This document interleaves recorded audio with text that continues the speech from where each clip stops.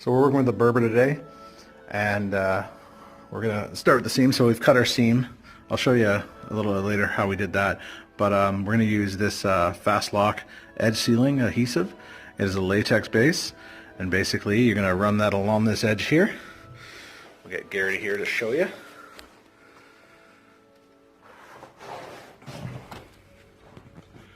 Yeah, just like a nice bead of it along the edge.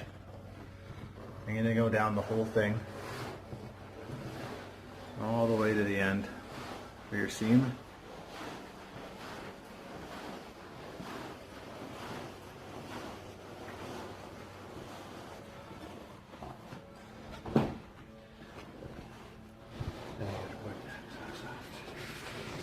Yeah, and then you're going to go across and you're going to wipe the excess latex off. There you go, you use like a little piece of carpet from your cut off piece. Just give it a little wipe on the edge. And there you go. And this will stop the carpet from fraying.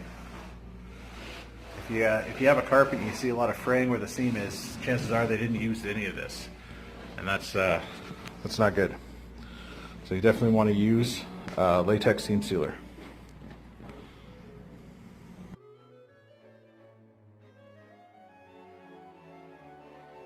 See, and what we're going to do, because you never want to use the factory edge, because, well, take one look at it, you're never going to want to use that to seam up. You'll never get a proper seam. So what we're going to do is we're going to go down one of the rows and we're going to cut a row off. Now, because there's different rows here, you got light and dark, you want to make sure the carpet you're seaming onto has the opposite. So if you're going to keep the dark line here, make sure the light line is on the other side.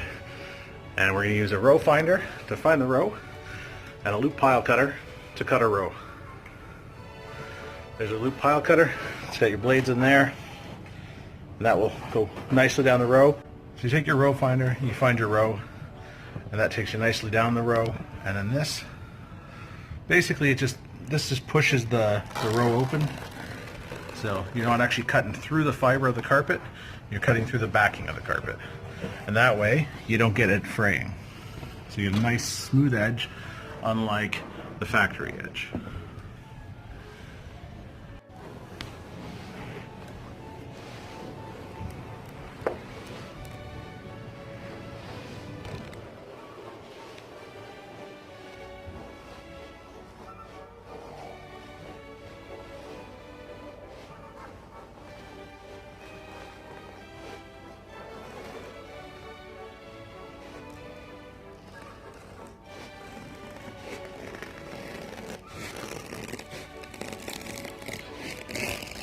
And of course we're going to seal it like we did the other side.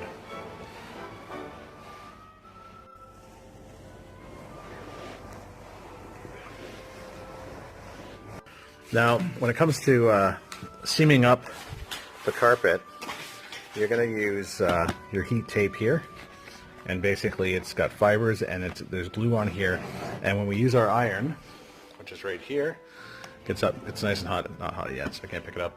It will melt this and the carpet will attach to it. Now you're also going to want to go in the direction of the carpet, so you're going to check. See, lays it down that way, stands it up that way. It's hard to tell it's Berber, but you'll know by the feel. So we're going to go, if it lays down, that's the way you're going. So we're going to start at this end and work our way to that end. So when you put your heat tape down, you'll see there's the two lines right there. So that's the center. So basically now it's just lining up your pattern and going with that. So once your iron's nice and hot, you're gonna set it on your heat tape here.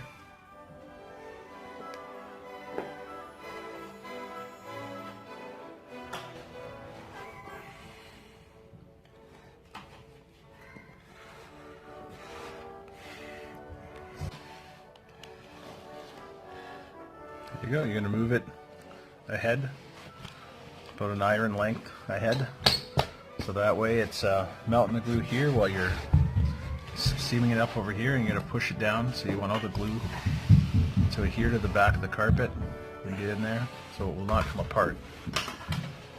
We're using a weight here. This helps seal it. And yeah, basically you mark it with your thumb right there, like he's doing.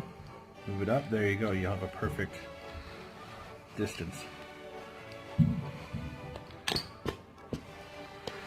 And again, just push it down. Gets the glue into the backing.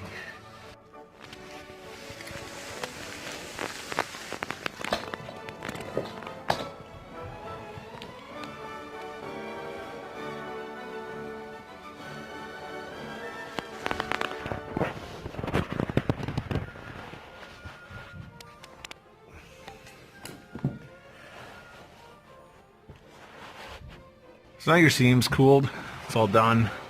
Yeah, you can't even see it. So basically, once you try to figure out where your seam was and you find it, once in a while you'll find this little tiny, there. See that little tiny thread right there? You take your nap snips, and that's it. That is it. Oh, there we go, we got one right there. That's it.